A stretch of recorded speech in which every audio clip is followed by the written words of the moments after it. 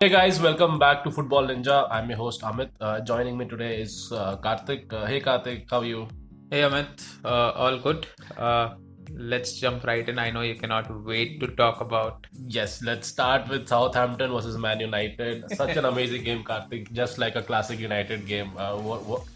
United obviously winning it 3-2. Your take on it? How did you feel? How was the game for you? See, let's break it down, right? I mean, when you say an amazing game from United's perspective, I don't think so. First of all, because yes, it's an amazing comeback for sure. But going 2 goals down, putting yourself in that position, and they have been. I think the last 4 games have been. They have been behind, and then they have won the last four only away the games. only side in Premier League to do that. Right. 4 away games where they were behind and then coming back to win. But being 2-0 down, it's not a good situation at halftime. Correct. And if you talk about the goals, really good goals, and I cannot talk enough about the free kick from James Ward-Prowse. Yeah, so that's what. So I think that was the goal that would any goalkeeper. I think it would be difficult for them to save. My concern was from the corner kick that would have been saved. Yeah. But that free kick was something which is unstoppable. It was such an amazing free kick that it basically stopped Diego from playing the rest of the game. But coming back to the game, this victory is 8th consecutive win for the first time, away victory for United. That's for the first time in the history. And also United, I think, missed a couple of easy chances, especially Greenwood missing the chance, and then after 1-0 down, I think Greenwood and Bruno, both of them missing one-on-one I opportunity. think Rashford also missed one-on-one with the. It was a close game in the first half. I feel that I think Southampton initially took the charge of the game. And would you consider Ole's tactics little flawed here, or not starting with Cavani? Or because if you see the starting 11, there was no number 9, like a proper number 9 there, and then getting Cavani in for Greenwood. Do you think it was too late, or he should have done it before the game started? I mean, I don't think it was too late. I think the way they started the game itself wasn't on a high, and once you start to sort of fall back, Southampton took advantage. They knew United is gonna come attack, and they played attacking from the first minute itself.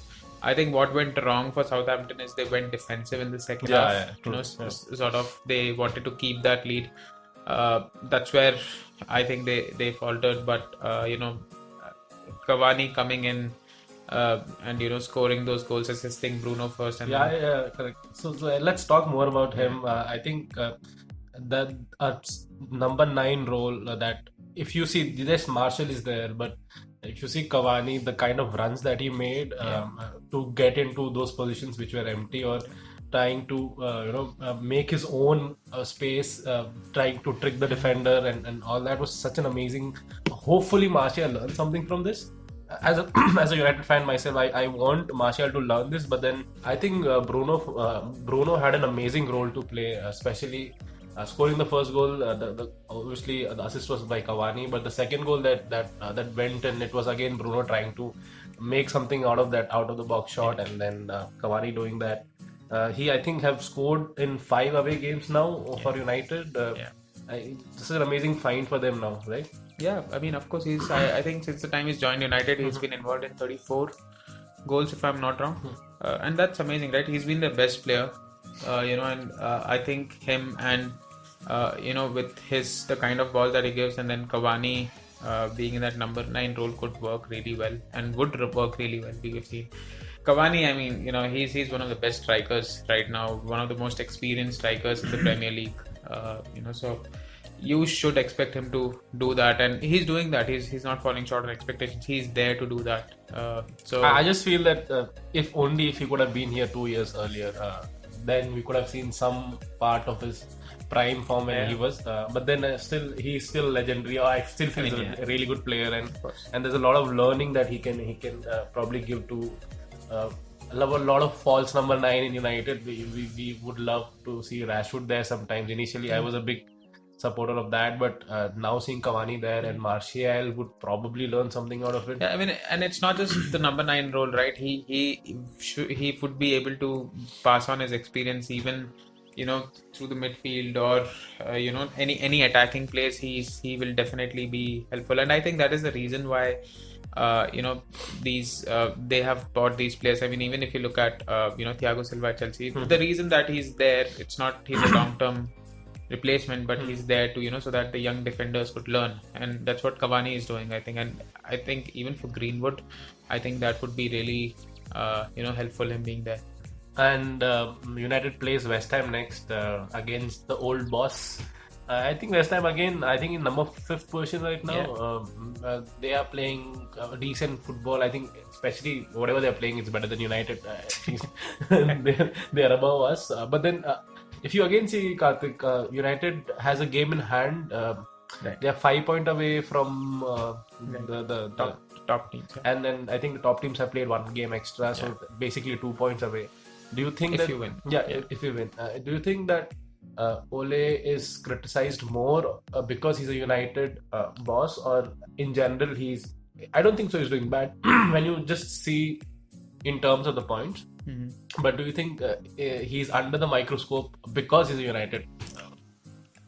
Yes, that, and then I also think people still compare that to the Ferguson era. If you just go back like 10 years, games like these against Southampton, you would expect them to win. You would not expect them to sort of get into that position and come back. Yes, that happens sometimes, but that's been happening like almost every other game now, right? So I think that is why the criticism that he's facing is not, I mean, for me it's not too harsh. There is definitely a lot of room for improvement there, because I think what's sort of missing is that winning mentality. They have not won a lot in the last few years, and I think that's what they're missing right now. So for me, I don't think he's criticized, of course, and especially being the United boss, he's criticized more, but I don't think that's wrong in any way, in my opinion. And next game, Karthik, against West Ham, your call on this? I mean, it's not going to be easy, especially away from home. Away, United's form is amazing. Just adding that. Yeah, I mean, I know, but yeah, West Ham is not an easy team to play. Let's just put it that way. So I think United should edge past this, but I'm still going to be a little on the edge, but I'm still gonna go 2-1 to West Ham. 2-1 to United. Thank you so much, Karthik. I can accept that.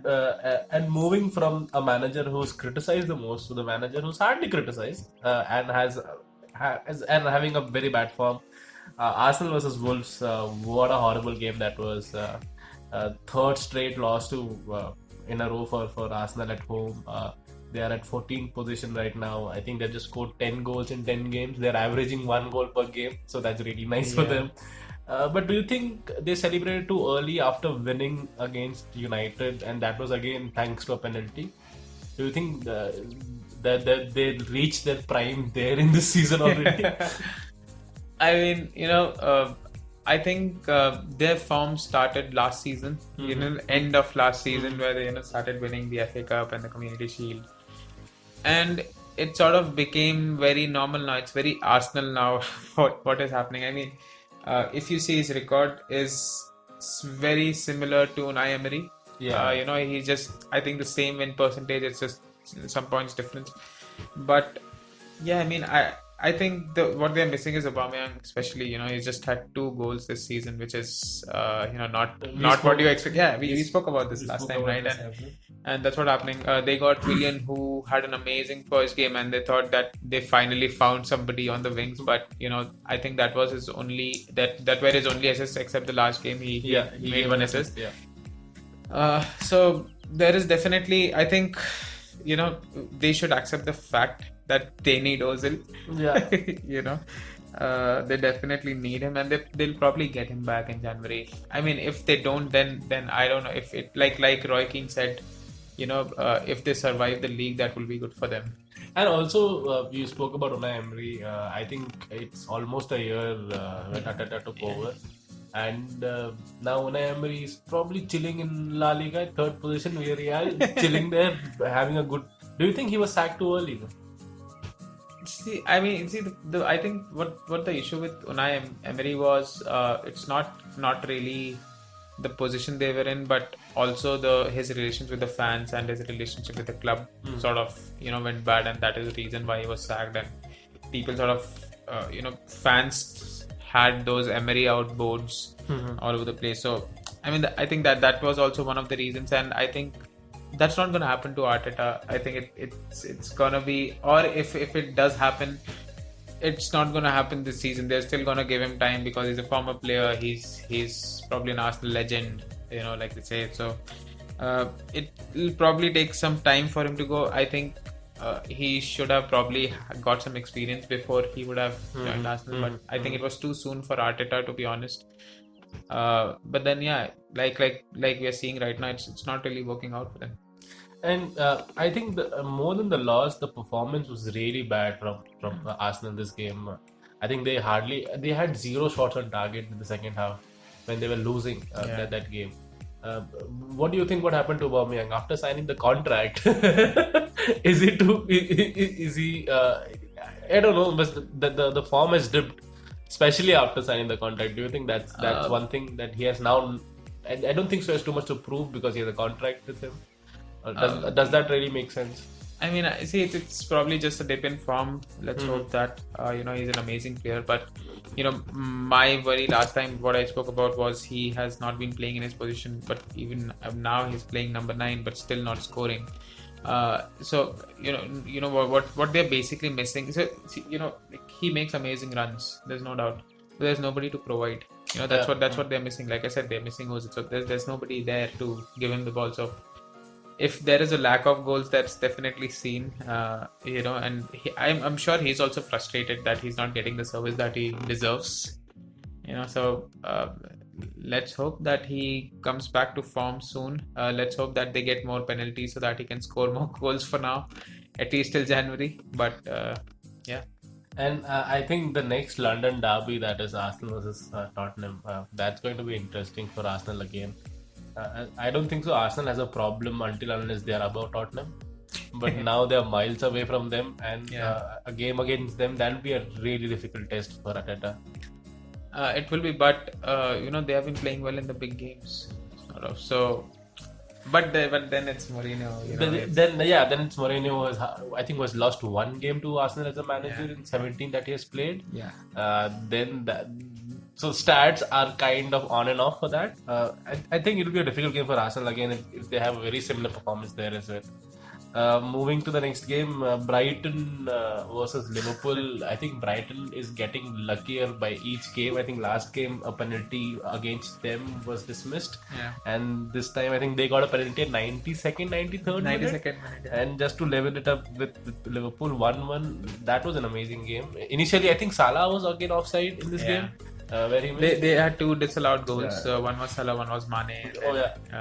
And then they got a penalty. So, which was again very debatable. But then this game was exciting as well. I think Maupai missed a penalty for missed a penalty for Brighton, and Jota scoring again. I think this guy is consistently scoring for Liverpool now. Yeah, I mean he's been a phenomenal signing. I think one of the best signings of the window, to be honest. And speaking about Maupay, he also got injured, so that's a big loss for Brighton. I think immediately after the penalty, he was out. I think just after 2 minutes, he got injured. So, but then it's good for us, good for everybody else. That Liverpool are losing points.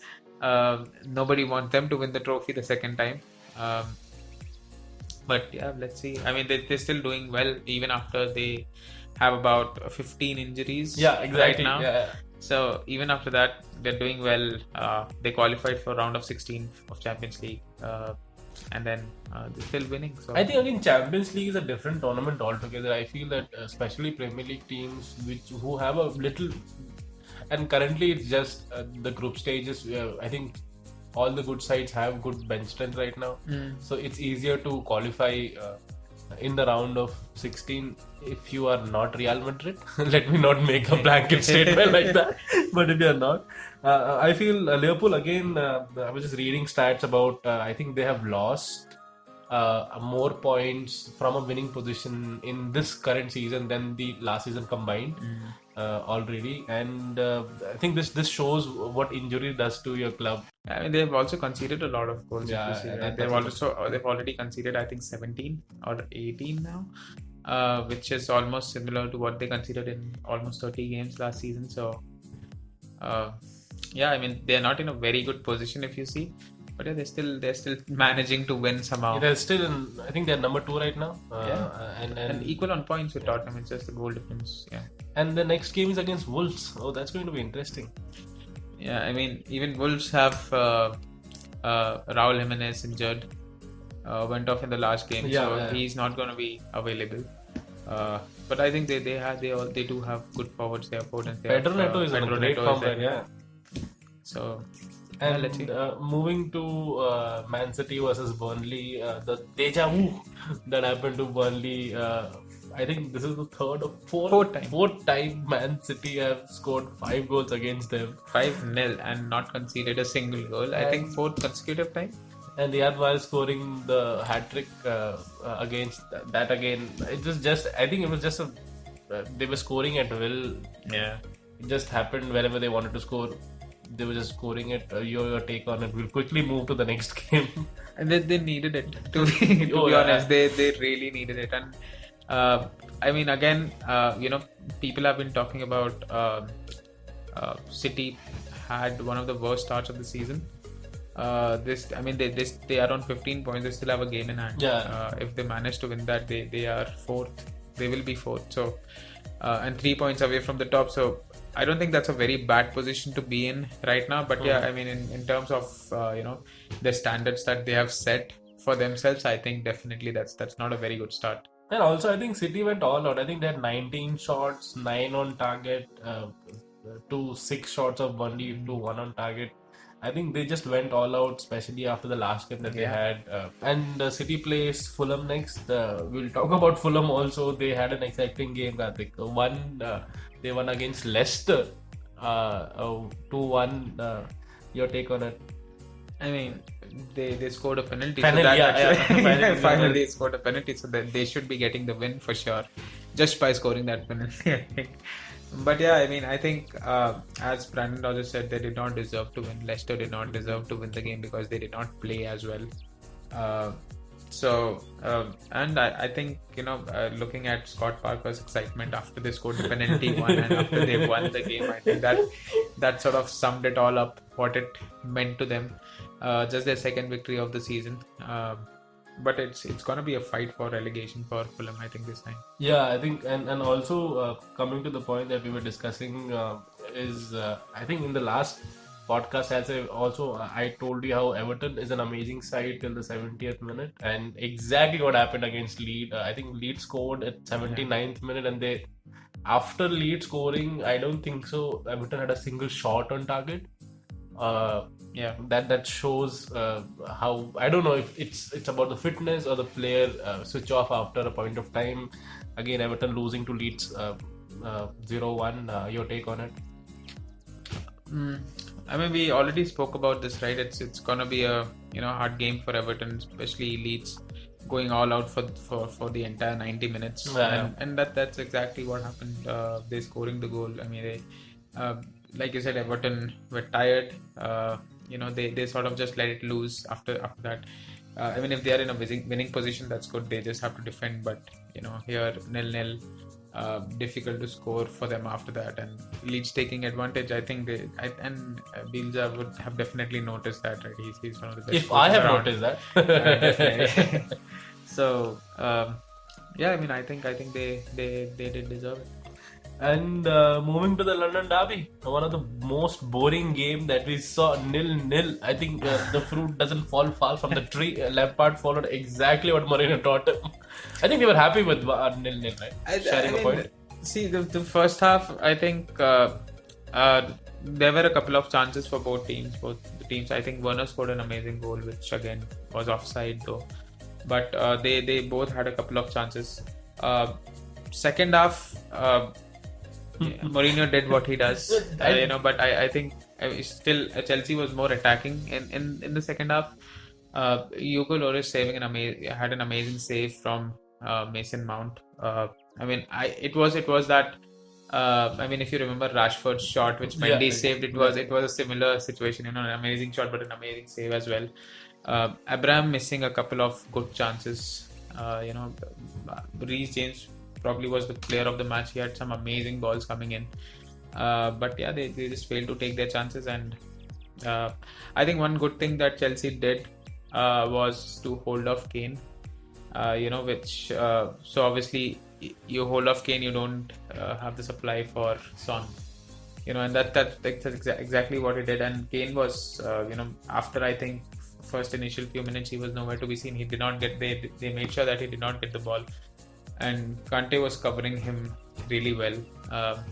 So I think that sort of paid off. I think both teams would be happy with the 0-0. But as a fan, were you happy? Of course not. Of course not. I obviously wanted Chelsea to win, but yeah, I'm still. It's rather to be content rather be disappointed, right? So. That's exactly Jose Mourinho's philosophy. At least have a point in hand than losing, having zero. I think a couple of things came really well for Chelsea. I think this is Mendy's 5th clean sheet. That's the most in Premier League right now, and I think he's played fewer games or fewer minutes than other keepers. Chelsea playing against Leeds next game. That's going to be an interesting one. I think there'll be a lot of goals.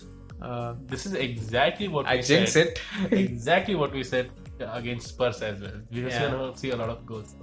So, it's not going to be an easy game for sure.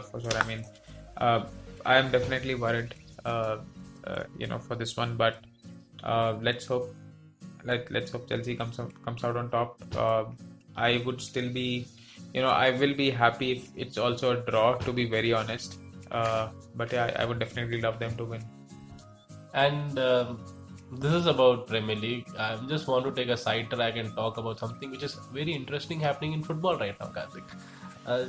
And I'm going to ask you a question. I need a genuine answer from your end. Is Zidane an overrated manager? Good signs that they're going to play in Europa. For the first time ever. I really don't know, right? So, the kind of team that he had for the past seasons, where they had a good team. Ronaldo was there. There were players not injured. Sergio Ramos hasn't played half the games. They signed Hazard, who has missed more matches than he's played. He's injured again. Now. So is it the 9th time he's injured in Real? Yeah, I think 9th. Yeah. So, or 9th time he's been out. We don't know the extent of the injury yet. But in terms of Zidane, I think, he's not a bad manager if he's winning the league, or if he's winning, 3 Champions League back to back is not an easy thing to do. Just because you have a good set of players doesn't mean, you still win. We have seen that with a lot of other teams happening, right? We saw that with PSG last year, could not win it. I think, especially now with a lot of players moving out, a lot of players coming of age, they're old now. Ramos missing a lot of games, like I said.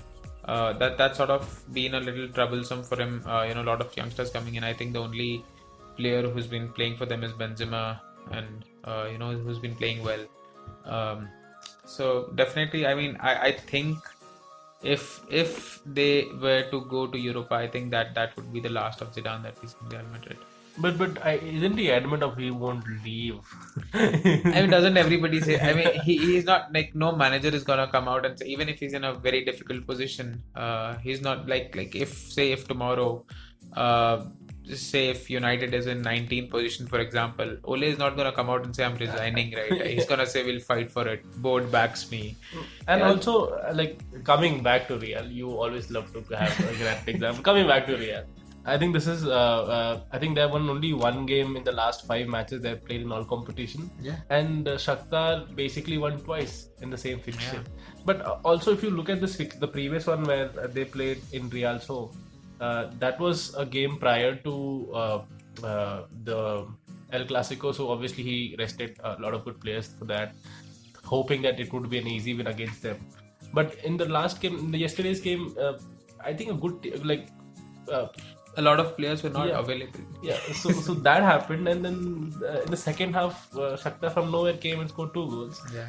Uh, does it look like a skeleton of a team now, which was before, and now it is this? Is it the players? Because I think the last time we always had this thing with Zidane where we used to say that just because he has Ronaldo, he's winning it, or now it's totally opposite. He's not there, and then And now it's sort of coming out to be true, right? Yeah. What people used to say, and that might be right. And probably, you know, when Ronaldo is there, you see that passion which he also brings out in other players, and that probably is missing right now.